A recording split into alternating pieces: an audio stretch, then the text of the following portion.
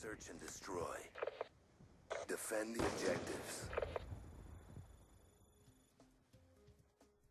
What up, fam? Lotus back with another gameplay commentary.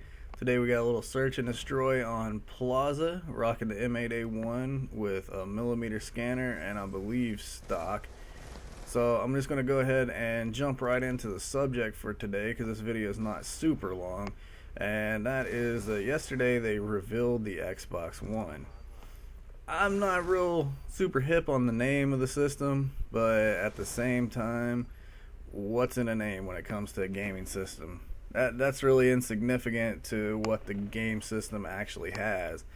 And from what I saw, it looks like, I mean, we're really getting into some futuristic next era stuff, which is, you know, what we expected out of the next generation of consoles. But I don't know if anybody's ever seen or watched the movie Minority Report, but this just really like reminded me of that movie with some of the features you could do with the new Kinect, with the being able to use your hand motions to slide the screen and move things around and reposition things, and that was just really crazy and a little bit mind-blowing to me.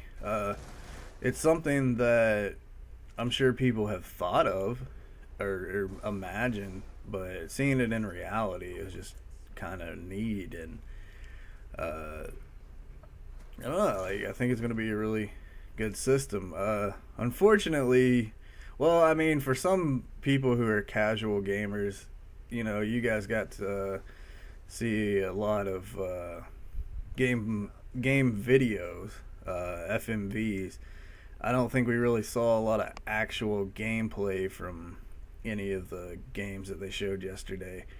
It was, I mean, it was interesting.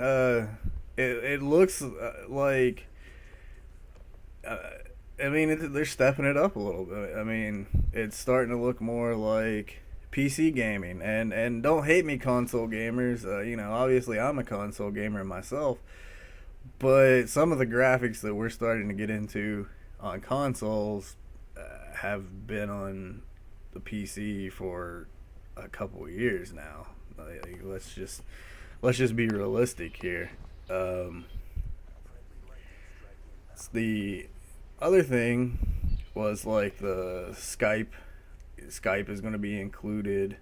You're going to have all these features like being able to watch TV with just using your voice. Just all you have to say is switch to TV, or you can even say watch CBS, watch ESPN, and the Xbox is going to switch to that. Now, the thing that they were really vague about is, I know that not too long ago Microsoft actually got into the TV industry. Like, they released their own Microsoft TV or whatever.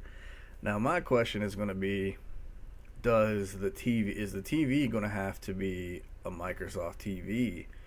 Or is it really just going to be like, are they just going to be alleviating the need for cable, so-called, altogether? Like, are they just going to be streaming your television cable through your Ethernet cable now? That part confused me a little bit. Hopefully they'll reveal a little bit more of that at E3, which I think is in a month or two. But anyways, I only got a couple minutes left, so I'm going to go ahead and talk about the next subject, and that was Call of Duty Ghosts. We got to look at the new engine. We got a sneak peek trailer, which I like. It looks like anybody who's a fan of the single-player campaigns, you are probably really going to enjoy this game.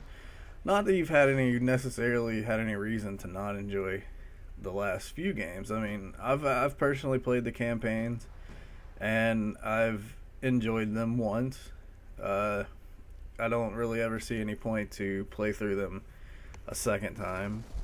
Although I must admit, I did play through the Black Ops 2 campaign twice, because I did it once on PS3 and I did it once on Xbox, and I kind of did it for the achievements. Yeah, call me a pub and a nerd. But anyways, the slide feature, I really like that. The mantle feature, that was really cool. The one thing that I'm not really excited about is this whole leaning feature. Now, they talked, if you notice, they talked about all this while they were talking about the campaign and the engine. They didn't really mention that when they were talking about like the multiplayer stuff. But most of the multiplayer stuff they really talked about anyways was the maps and how the maps are going to be interactive and how they're going to look a lot better. Which, I gotta admit, the interactive maps, I'm kind of sketchy on that too from a competitive standpoint, because most Call of Duty maps have 3 lanes, and you're talking about potentially having a hazard that can shut down a lane and just choke point the map so hard. But the lean feature, I'm not real hip on either. I think it's going to slow down gameplay. It's going to make it boring for spectators, and it's going to hurt the esports side of things. But anyways, that's just about my time. Please like, favorite, comment, subscribe if you want to, and we'll see you next time, guys.